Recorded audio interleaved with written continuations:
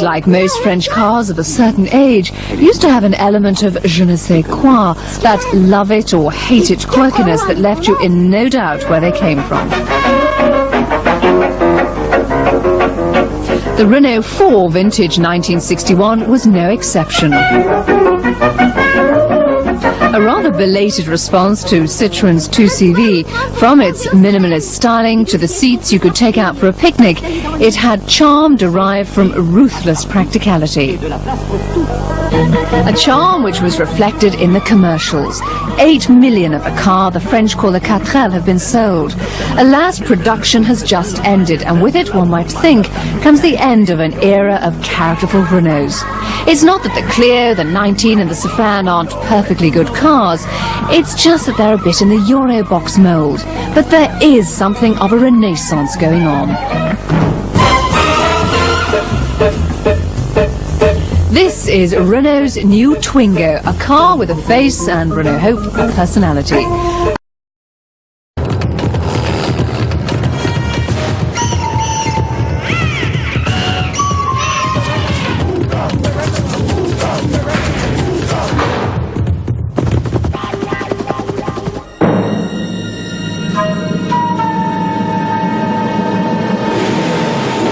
Twingo Jungle, petit prédateur s'adaptant au milieu hostile et plus particulièrement urbain.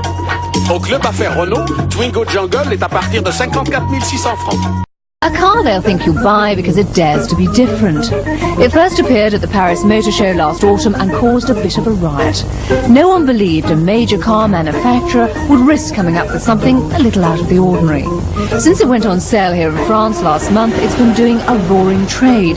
People seem to like the one-box shape and the designer details, such as the headlights, which resemble frog's eyes, no pun intended.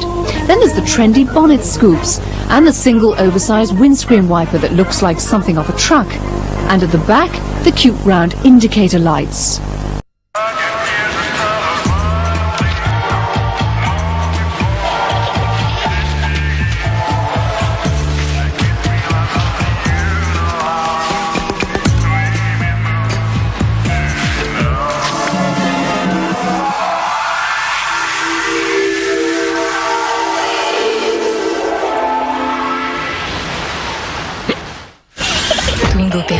La plus rafraîchissante des Twingo. Nothing is quite where you'd expect to find it. For example, you don't normally find an aerial growing out of a wing mirror. And the door handles are remarkably like flying saucers. Inside, there's no shortage of humour either, starting with these rather frantic, brightly covered seats. No chance of falling asleep here. But one of the first things you notice when you get in the car is the green Lego factor. Everything's colour coordinated, knobs, buttons, you name it, apart from the hazard warning lights, operated by this rather curious red ping pong ball. Rather disappointing there is the lack of space for all the maps and bits and pieces you need when you're driving along. For example, there's no glove compartment, just a rather perfunctory shelf. One of the strangest things about the car as you're sitting at the wheel, though, is that the speedo is in the middle of the dashboard. It's digital and it doesn't give you a lot of extra information, but more importantly than that, it's actually quite difficult to see when the sun's shining. In front of the driver is this black hole, which contains the various warning lights.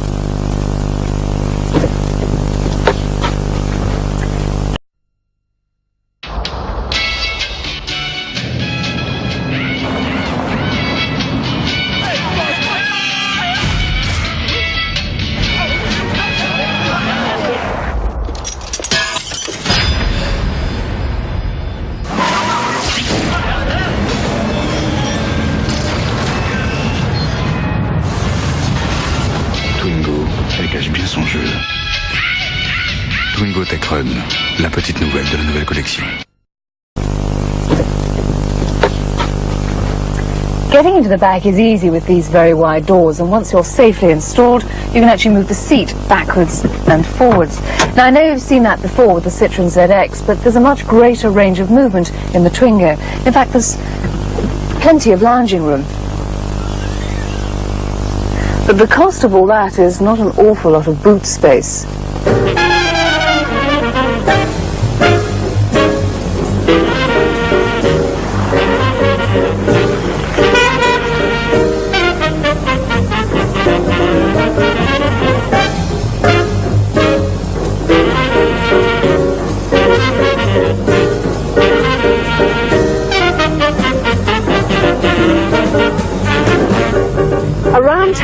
easy to drive.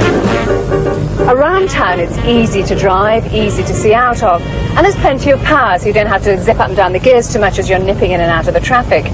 There's no power steering, but then the steering's pretty light anyway.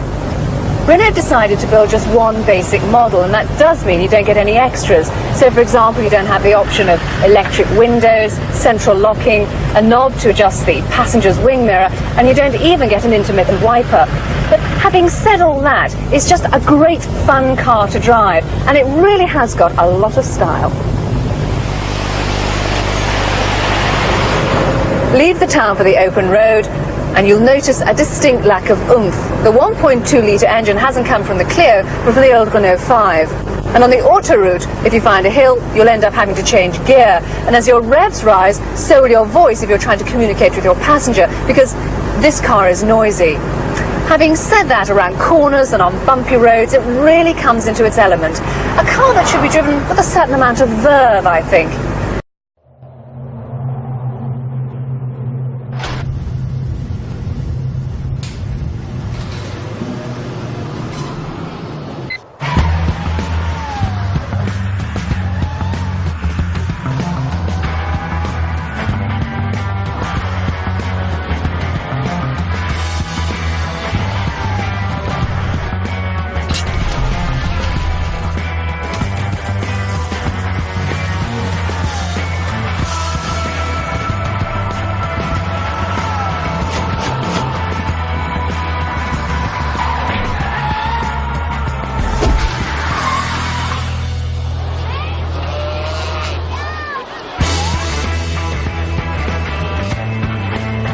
Nouvelle Twingo, 99% sérieux.